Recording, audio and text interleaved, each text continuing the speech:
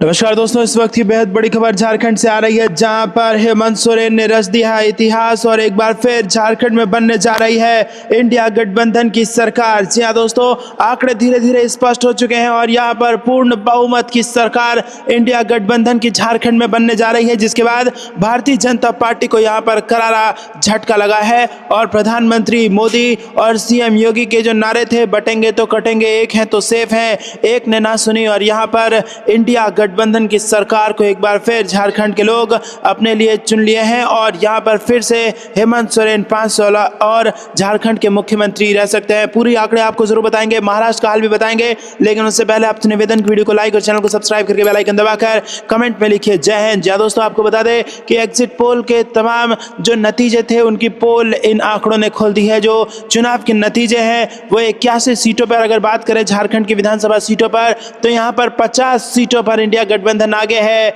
झामुमो और कांग्रेस का गठबंधन आगे है और एनडीए यहां पर 30 सीटों पर सिमट कर रह गई है। तो दोस्तों, यहां पर प्रचंड बहुमत वाली सरकार बन चुकी है इंडिया गठबंधन की।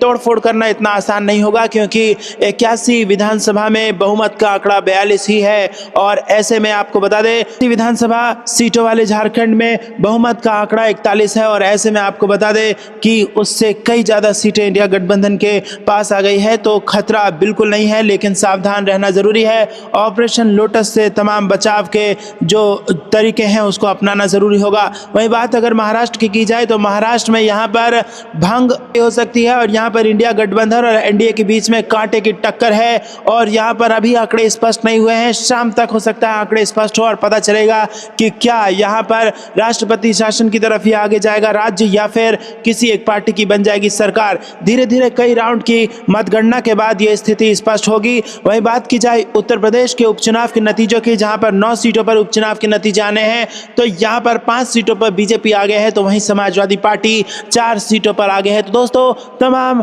यहां पर तीनों राज्यों में अगर हम आपको बताएं तो कांटे की टक्कर दो मुख्य पार्टियों के बीच देखने को मिल रही है, जिसके बाद यहां पर एक तरीके से यह संकेत मिल रहा है कि जो एक मोदी लहर हुआ करती थी, जो शुरुआत से लेकर अंत तक भाजपा को बहुमत दिलाया करती थी, वो अब कहीं ना कहीं अंत हो चुका है उसका और अब यहाँ पर कांग्रेस का और तमाम जो यहाँ पर राज्य स्तर की पार्टियां हैं उनका भी यहाँ पर उदय होते हुए नजर आ रहा है। आपको कुछ लगता है कमेंट में जरूर बताइएगा। वीडियो को लाइक नहीं किया तो लाइक कीजिए और चैनल को सब्सक्राइब करके रख लीजिए ताकि पल पल की अपडेट आप तक पहुंचे सबसे तेज। अभी के लिए इतना ही, रुक करते हैं अगली ब्रेकिंग न्यूज की तरफ। झारखंड जो कि अर्थव्यवस्था के लिहाज से एक बहुत ही महत्वपूर्ण राज्य है, जहां पर जीत और हार का जो फैसला है वो केंद्र तक असर डालेगा और जहां पर भारतीय जनता पार्टी ने अपनी पूरी ताकत झोंक रखी थी, उसके अब नतीजे आने लगे हैं और ऐसा मानिए कि सारे एग्जिट पोल, ओपिनियन पोल की पोल खुल गई है और शुरुआती 40 सीटों की जो शुरुआती रुझान है, जो पोस्टल बैलेट खुलने के बाद जो नतीजे इस वक्त सामने आ रहे हैं, उससे जहां एक तरफ इंडिया गठबंधन गदगद है तो दूसरी तरफ भारतीय जनता पार्टी सोचने को मजबूर है कि आखिरकार इतनी ताकत झोंकने के बावजूद भी कहां कमी रह गई। जी हां दोस्तों, अगर पहले 40 सीटों के शुरुआती रुझान की बात करें तो सुबह से ही जबरदस्त लीड इंडिया गठबंधन ने बना रखी है और यहां पर 28 सीटों पर आगे चल रही है इंडिया गठबंधन, या फिर यूं कहिए झारखंड मुक्ति मोर्चा और कांग्रेस का गठबंधन जो झारखंड में है वो जबरदस्त लीड के साथ शुरुआत से ही मोमेंटम बनाए हुए है और अगर यही 2-3 घंटे कायम रहते हैं, कई राउंड की वोटिंग भी रहती है, तो उसके बाद भी यही नतीजे आते हैं, तो ऐसा कहा जा सकता है कि हेमंत सोरेन की सरकार झारखंड में इतिहास रचने जा रही है। इसी के साथ बात कर ली जाए महाराष्ट्र की, तो महाराष्ट्र में भी आंकड़े कहीं ना कहीं भारतीय जनता पार्टी को निराश करने वाले ही हैं। स्थिति अभी क्लियर होगी थोड़ी देर बाद और हम आपको पल पल की अपडेट आप तक पहुंचाते रहेंगे, लेकिन उससे पहले जरूरी है कि आप वीडियो को लाइक कर ले, चैनल को सब्सक्राइब करके बेल आइकन दबाकर कमेंट में जय हिंद लिख दीजिए। दोस्तों, आपको बता दें कि ग्राउंड रिपोर्ट, चुनाव आयोग की वेबसाइट और तमाम न्यूज हम आपको आंकड़े दे रहे हैं और ये सबसे पहला जो यहाँ पर खबर आ रही है वो झारखंड से आ रही है, जहाँ पर शुरुआती रुझान में 50% सीट्स के अगर आंकड़े देखें, 80 में से 81 में से 40 सीटों के आंकड़े देखें तो उसमें इंडिया गठबंधन, ऐसा कहा जा सकता है कि हेमंत सोरेन की सरकार झारखंड में इतिहास रचने जा रही है। झारखंड, मैंने आपको पहले बताया, बहुत महत्वपूर्ण राज्य है, खनिज से भरा हुआ राज्य है और यहाँ पर जीत और हार जो होगी वो केंद्र सरकार पर भी असर डालेगी और यही स्थिति महाराष्ट्र की भी है। महाराष्ट्र भी जो अर्थव्यवस्था है उसके लिहाज से बेहद महत्वपूर्ण राज्य है और दोनों ही राज्यों में अगर देखा जाए तो भारतीय जनता पार्टी ने जबरदस्त दमखम फूंक दिया था। प्रधानमंत्री सरीखे बड़े बड़े नेताओं ने यहाँ पर जमकर प्रचार किया था और महाराष्ट्र और झारखंड दोनों ही महत्वपूर्ण राज्यों में जिस प्रकार से भारतीय जनता पार्टी के लिए ये आंकड़े सामने आ रहे हैं कहीं ना कहीं निराशाजनक हैं और रणनीति में बदलाव की मांग कर रहे हैं। आपको क्या कुछ लगता है कमेंट में जरूर बताइएगा दोस्तों। वीडियो को लाइक नहीं किया तो लाइक तो जरूर कीजिएगा और ज्यादा शेयर कीजिए। रुक करते हैं अगली ब्रेकिंग न्यूज की तरफ।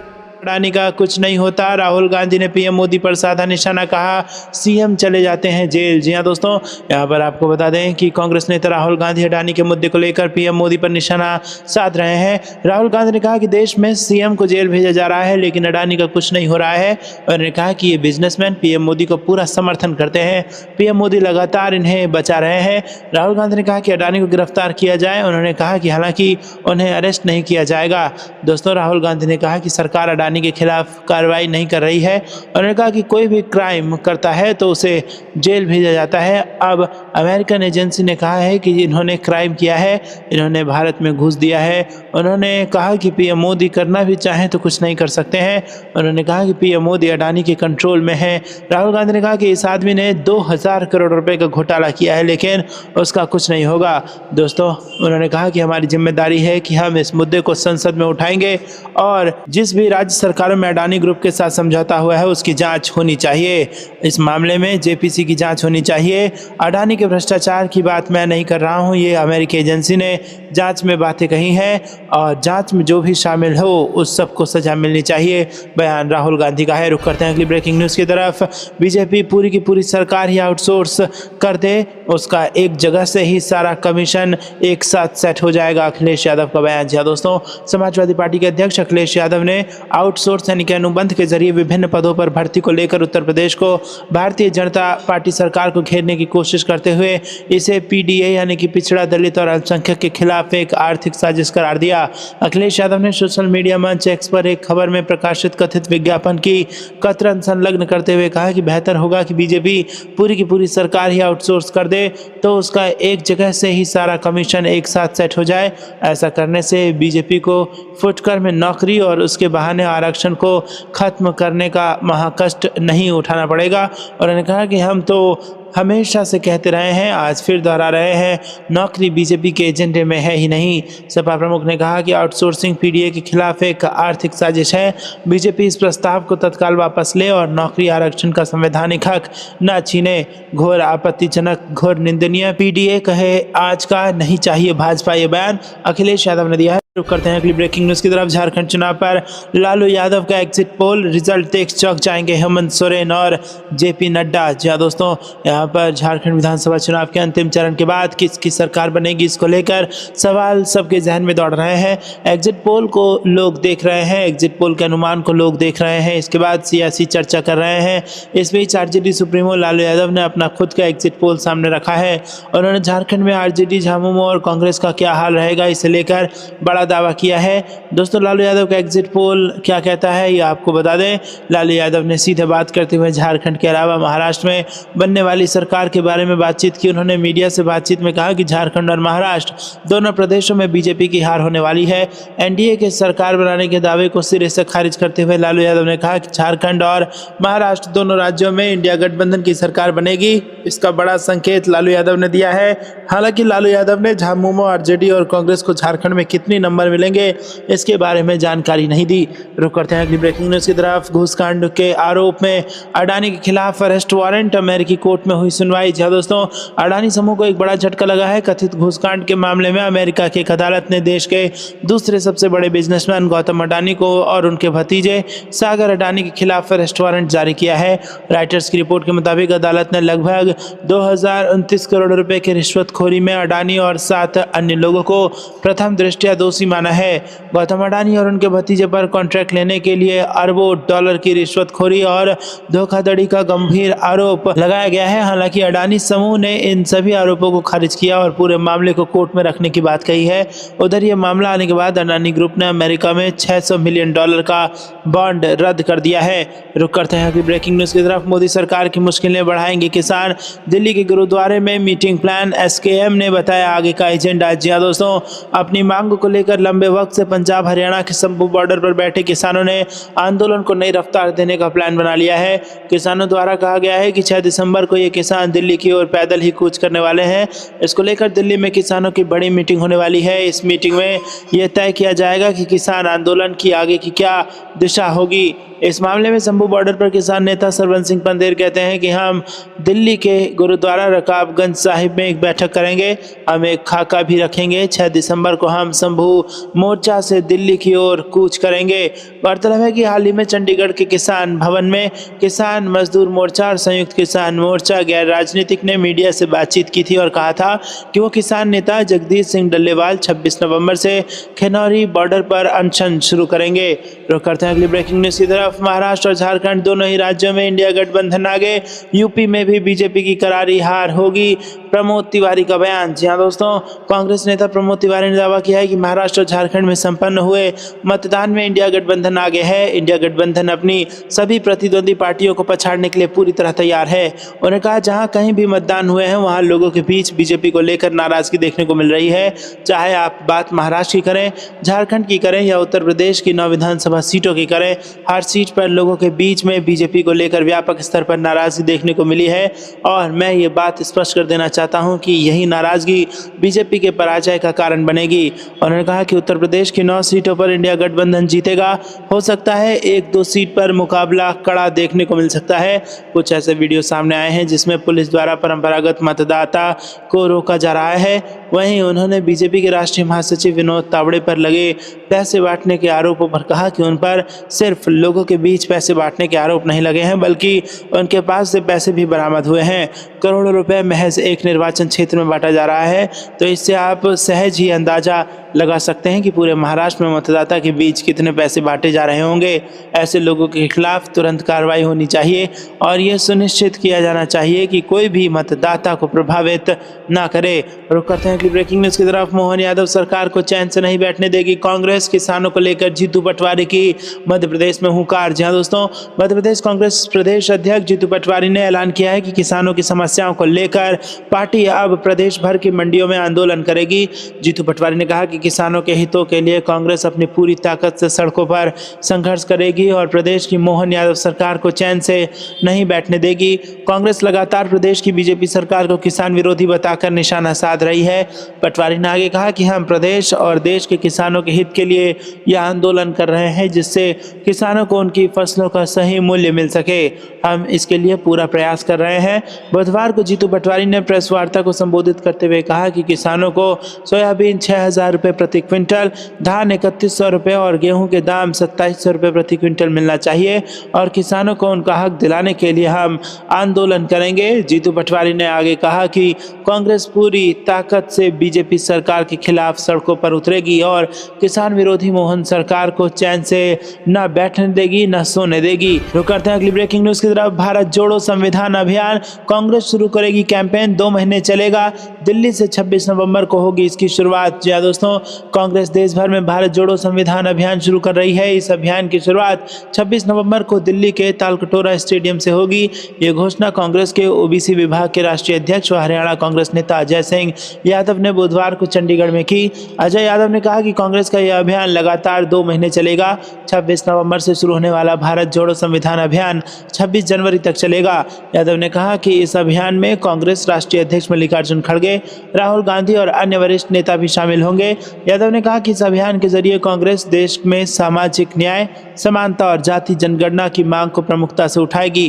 कैप्टन अजय यादव ने भाजपा पर निशाना साधते हुए कहा कि केंद्र सरकार जाति जनगणना नहीं कराकर सभी वर्गों को उनके अधिकारों से वंचित कर रही है। उन्होंने आरोप लगाया कि सरकार केवल कुछ चुनिंदा उद्योगपतियों को लाभ पहुंचाना चाह रही है जो देश के अधिकांश संपत्ति और संसाधनों पर नियंत्रण रखते हैं। रुक करते हैं अगली ब्रेकिंग न्यूज तरफ। भाजपा ने विपक्ष की छवि बिगाड़ने पर खर्च किए 2000 करोड़, उद्धव सेना बोली ये बंधक चुनाव था। जी हां दोस्तों, महाराष्ट्र महाराष्ट्र विधानसभा चुनाव के लिए बुधवार को वोटिंग हो गई और अब नतीजों का इंतजार है। इस बीच उद्धव ठाकरे की शिवसेना ने भाजपा और आरएसएस पर तीखा हमला बोला है। उद्धव सेना के मुखपत्र सामना में लेख लिखकर हमला बोला गया है। लेख में कहा गया है कि ये चुनाव ऐसा था जिसमें लोकतंत्र को बंधक बनाने की कोशिश की गई। यहाँ देश के पीएम, होम मिनिस्टर, यूपी के मुख्यमंत्री डटे रहे। इसके अलावा मध्य प्रदेश, राजस्थान समेत कई अन्य राज्यों के मुख्यमंत्रियों को भी चुनाव में उतारा गया। इसके अलावा पूरी सरकार मशीनरी का गलत इस्तेमाल करते हुए चुनाव को प्रभावित करने की कोशिश की गई। तो दोस्तों, आपको क्या कुछ लगता है कमेंट में जरूर बताइए। वीडियो को लाइक नहीं किया तो लाइक जरूर कीजिएगा। रुक करते हैं अगली ब्रेकिंग न्यूज की तरफ। अखिलेश यादव के आरोपों के बीच चुनाव आयोग का बड़ा एक्शन।